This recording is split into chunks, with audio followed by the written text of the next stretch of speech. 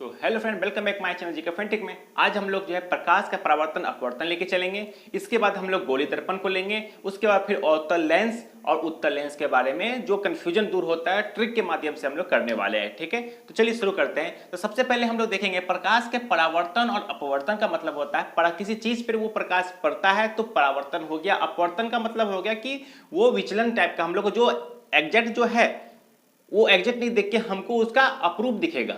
अगर कोई वस्तु अगर हम यहां पर है तो हम लोगों को यहां देखेगा। दैट इज कॉल्ड अपवर्तन, हम लोग इसे कहते हैं। ठीक है, तो उसी के बारे में हम लोग थोड़ा सा जानेंगे धीरे धीरे, ओवरव्यू के तरह हम लोग इसे समझते हैं।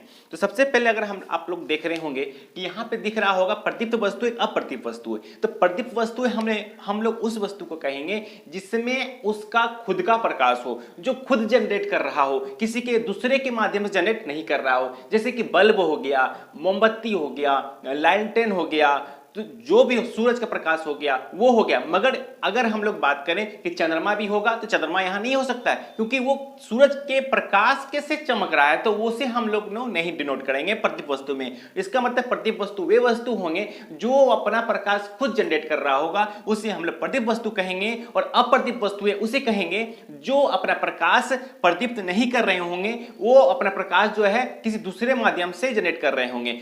एग्जाम्पल के तौर पे हम लोग जैसे ब्लैक बोर्ड देख सकते हैं, व्हाइटनर देख सकते हैं, मार्कर देख सकते हैं, जो भी आप लोग देख रहे होंगे। ठीक है, उसमें क्या पड़ा, वहां पे सूरज किरण वहां पड़ने के बाद हम लोग के ऊपर आ रहा है, कोई वस्तु है। ठीक है, ये वस्तु है, सूरज का प्रकाश यहां पे आया, फिर हम लोगों की आंखों में आ गया। ठीक है, तो ये वाला जो है वस्तु हो गया, ये हम लोग अप्रदीप वस्तु कहते हैं। प्रदीप वस्तु वे हो गया जिसमें अपना खुद का प्रकाश, उसको किसी की कोई जरूरत नहीं पड़ता है।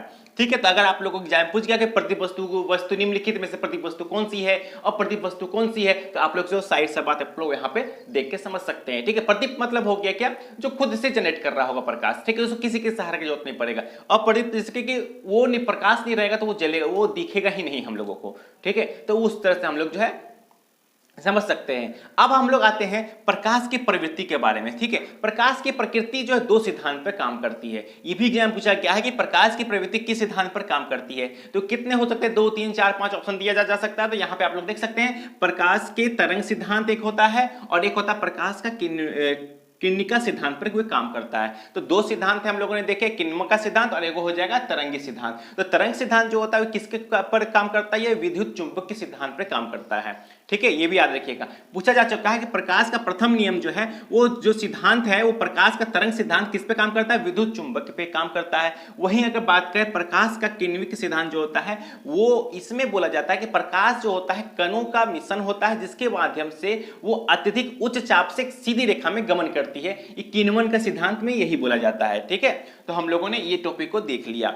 अब हम लोग आगे नेक्स्ट टॉपिक में आते हैं, क्या कि निर्वात में प्रकाश की चाल। तो इसमें जनरली जो है 2-3 क्वेश्चन बनते हैं कि निर्वात में प्रकाश की चाल, फिर वायु में प्रकाश की चाल। तो हर जगह 3-4 टॉपिक में आता है, मगर अभी हम लोग इस पे जोर दे रहे हैं क्योंकि ये 3-4 बार एग्जाम में पूछे जा चुके हैं। ठीक है, तो आप इसके और एक गढ़ जाते हैं कि और एक्स्ट्रा कुछ, वो तो आप यहाँ जो जोड़ दे दीजिएगा कि प्रकाश का निर्वात में चाल, वायु में चाल, जल में चाल, तो आप इसको नोट कर सकते हैं। ठीक है, देख सकते हैं।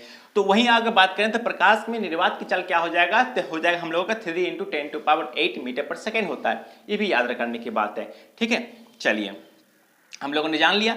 अब आते हैं प्रकाश के परावर्तन के नियम। तो प्रकाश के परावर्तन के नियम के बारे में जो है हम लोग को अगर जाने, तो प्रकाश का नियम जो होता है मुख्य रूप से 2 सिद्धांत होता है प्रकाश के परावर्तन का। सबसे पहला बोला जाता है, सबसे पहला अगर हम लोग बात करें तो इसको थोड़ा सा एक मिटा के बताते हैं, बढ़िया से समझ में आ जाएगा।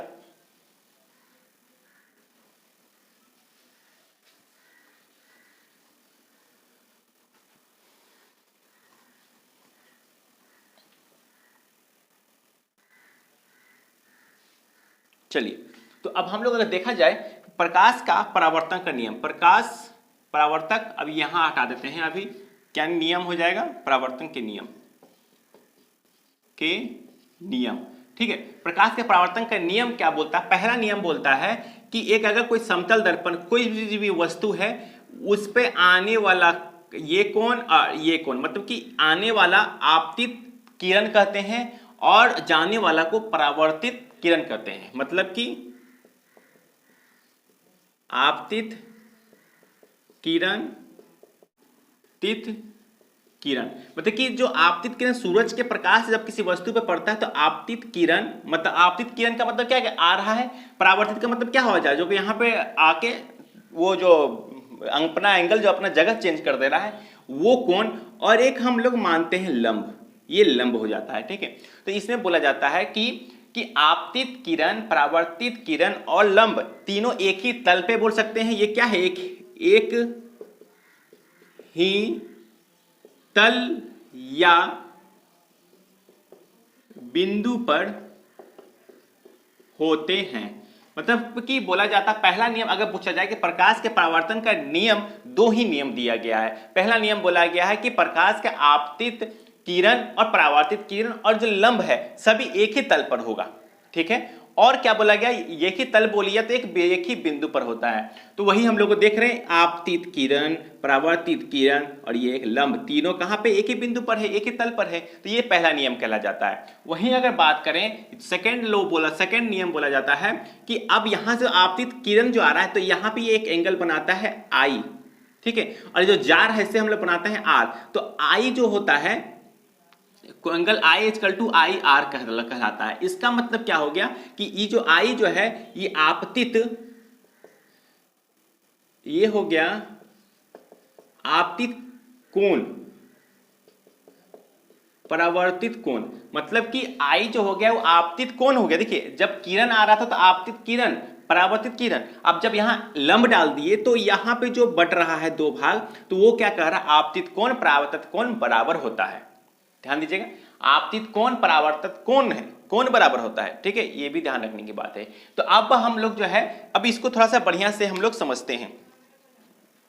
चलिए, हम लोगों ने नियम के बारे में हम लोगों ने जान लिया। तो पहला नियम हम लोगों को क्या बोला गया, पहला नियम बोलता है कि आपतित किरण, परावर्तित किरण और लंब जो है एक ही तल, एक ही बिंदु पर रहता है, पहला नियम। दूसरा नियम बोलता है आपतित कोण, परावर्तित कोण जो है दोनों ही बराबर होता है। ठीक है, तो चलिए अब हम लोग इससे जुड़ा हुआ जो सवाल आते हैं उसे हम लोग सवाल को आगे हम लोग बनाते हैं। ठीक है, अब उसके ये आज तक के लिए हम लोग यहीं पर रखेंगे। उसके बाद नेक्स्ट वीडियो हम लोग जो गोली दर्पण के बारे में अच्छी तरह से समझेंगे। ठीक है, वीडियो लंबा ना हो इसलिए आप लोगों को एक ही थोड़ा छोटा करके आप लोग को ज्यादा देने की कोशिश करूंगा। ठीक है, तो चलिए, तो सबसे पहले हम लोग जानते हैं इससे जुड़ा हुआ एक नंबर सवाल, हम लोग एक नंबर आता कहां से है वो हम लोग देखते हैं। सबसे पहले तो सबसे पहले पूछा जाएगा कि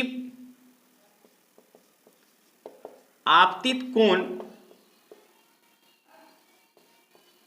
60 डिग्री है तो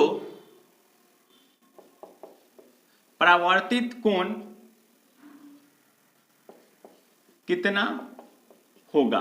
तो परावर्तित कोण, इसका मतलब अगर हम लोग एक समतल दर्पण बनाते हैं, ये आपतित क्या हो गया, आपतित हो गया किरण, परावर्तित किरण, लंब डालते हैं तो ये, तो आपतित कोण क्या है, आपतित कोण ये 60 डिग्री है। तो पूछा जा रहा है कि परावर्तित कोण पूछा जा रहा था, परावर्तित कोण हम लोगों का क्या हो जाएगा, 60 डिग्री होगा। क्यों होगा, क्योंकि सेकंड लॉ यही बोलता है कि आपतित कोण परावर्तन कोण बराबर होता है। तो यहां से एक तरह का क्वेश्चन आपको ग्रुप डी में पूछा जा सकता है, पहला। अब आते हैं अगर हम लोग दूसरा की अगर बात करें तो दूसरा क्या पूछा जा सकता है, इसे आप लोग नोट कर सकते हैं अच्छी तरह से। ठीक है, अब दूसरा अगर हम लोग बात करें तो दूसरा क्वेश्चन पूछा जा सकता है, एक हम लोगों ने देखा कि एक अगर आ रहा है तो आपतित कोण, आपतित किरण, परावर्तित किरण, आपतित कोण, परावर्तन कोण देख लिया। अब एक पूछा जाता है विचलन,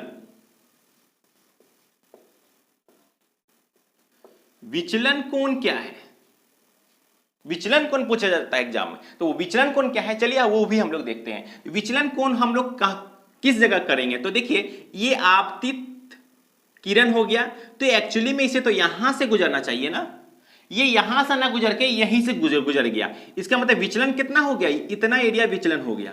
तो एग्जाम में पूछा जाएगा, क्या पूछा जाएगा, देखिए अगर पूछा जाए कि